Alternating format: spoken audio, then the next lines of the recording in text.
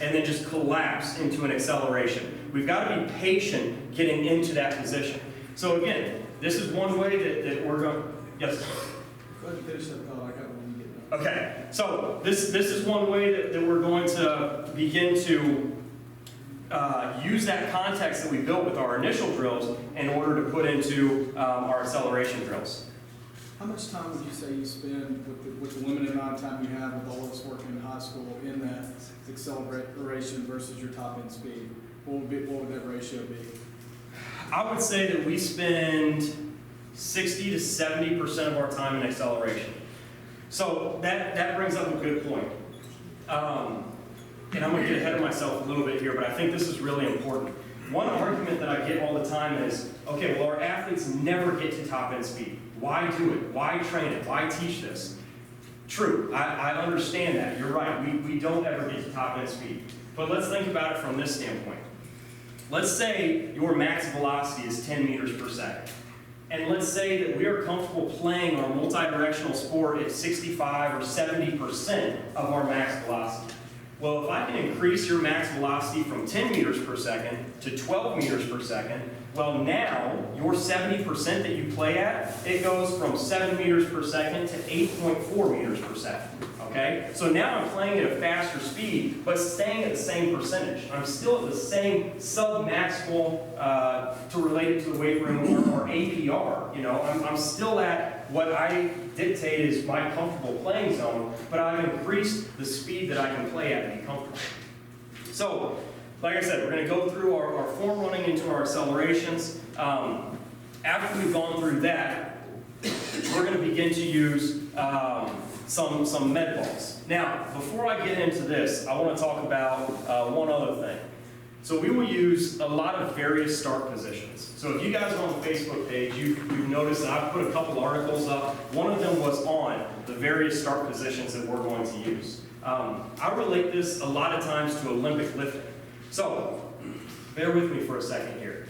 From a various start position, I'm going to start with just a tall start, tall falling start. I'm sure we've all done it before. We're going to start up tall, good posture, neutral spine, lean forward, drive out from there, okay? So we're going to start by just learning to get into that position, the same position that we were in when we were on the wall or when we were on the fence.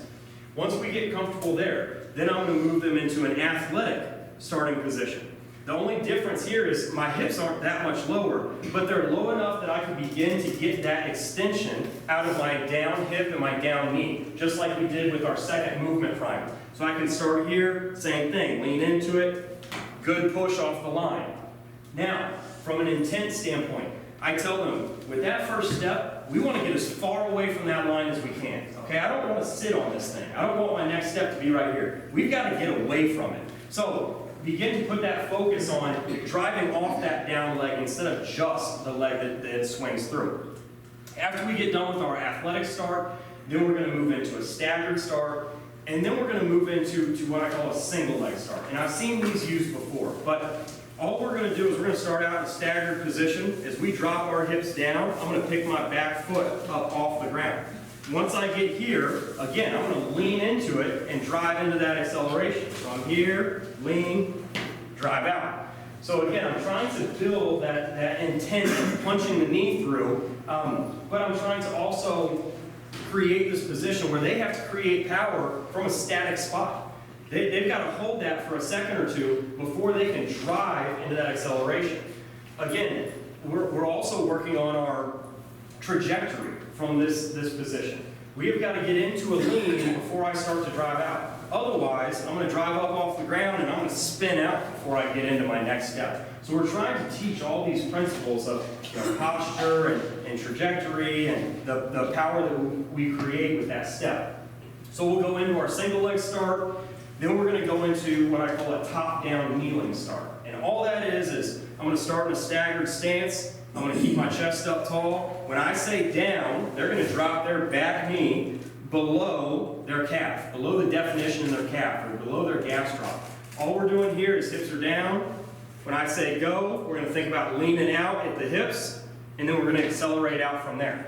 Now again, I don't do this because I feel like this is a position that we're ever going to use in athletics, but we're trying to create a stimulus here. I'm trying to put them in a mechanical disadvantage to try and accelerate from. They've got to be strong in that position.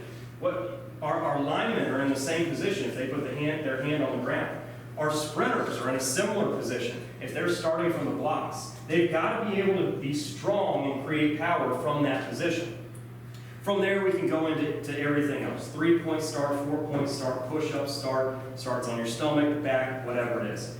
Now, one thing that you'll notice is, as I talk about these starting positions, is we started here and we work down there.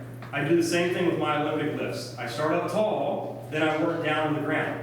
Only because I feel like we live in this position. We live in a standing position. We sit down and we're taught to sit up tall. We don't. We're taught to sit up tall. This is where our home is. So it makes no sense for me to take one of my guys and say, okay, lay on the ground. All right, now sprint maximally to the 30-yard line from there. They're going to take 15 yards just to figure out how to get their butt up off the ground and into some type of position. So I want to start where we're comfortable and then work down from there. So we go through our various start positions. Then we're going to, from an acceleration standpoint, this is where we're going to start to use our medicine balls. Now, there's a couple of different drills that we can go through here. The first one, TJ is going to show a chest pass into an acceleration. Now, all I'm looking for is we start out in that staggered stance. Ball is right in front of our chest. He's going to get a little bit of forward lean, and then as he drives through this front foot, we're also going to drive that ball out as far as we can. Now, this is a very light med ball, 2, 4, 6 pounds. It doesn't need to be extremely heavy. All I'm trying to do is create that horizontal force. I'm trying to create that ability to get off the line and into our acceleration instead of driving up. The other drill that we'll go through from a med ball standpoint is we'll just do a granny toss into an acceleration. So we're starting with that in that athletic position, med ball in our hands, drop down. We're going to jump out, throw that ball for distance, and then get into the acceleration. Again, not an athletic position, but I'm trying to create that horizontal force. I'm trying to create that ability to drive out. So there's a number of med ball drills that we're going to do, but these are some of the more basic ones that I can do. And again, I'm lucky. I do have a ton of med balls. When I started at the school, the first thing that I bought were kettlebells and med balls. And we use that for a ton of our movement patterns. And so we have almost 12 med balls that are 4 and 6 pounds a piece. And so we're able to use this for these drills and other drills as well. So we're going to start here. Now, after we get done with our accelerative drills, we're going to start to work into this top end position. Now, this is one of the first drills that we're going to go through. You can use a PVC pipe. You'll notice these guys here are actually using bands, and one gentleman here is just using his t-shirt. I do like the bands only because we have to create tension. Okay? I tell them I don't want to see that band sag down in the middle. They've got to maintain tension on the band. They've got to maintain tension on the t-shirt in this case. And so from here, we are focused on, again, that posture, staying up tall without going into any type of lumbar flexion. We're working on driving that knee up. Now, you'll see a good example and a bad example. Cole here is a bad example. When he's going through it, you can see his head moving forward and backward. You can see his torso moving all over the place. If you pay attention to his hips, they tilt forward and back as they go through this drill. A good example, you'll see him at the end, is TJ. He's up tall. He's able to maintain a tight band. All you see is him driving up and down. So this is one of the first things that we're going to do from an overhead standpoint or from an upright standpoint. Now, when we talk about the knee drive, this introduces another concept.